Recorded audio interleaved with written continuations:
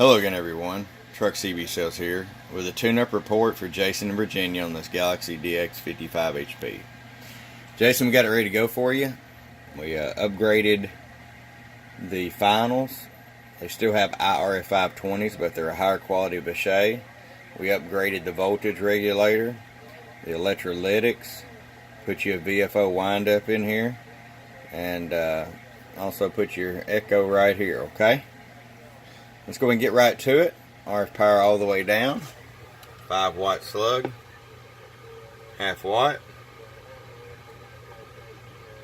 5 watts all the way up. We'll roll it back down.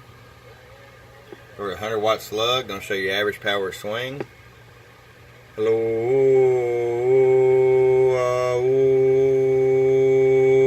Yeah, got up there about 22 bird. Peak power. Low 53 peak. Alright, it's ready to go. It's going to be very stable. Work out great for you. Hope you enjoy it. From your friend Truck at truckcbsales@gmail.com. Bye-bye.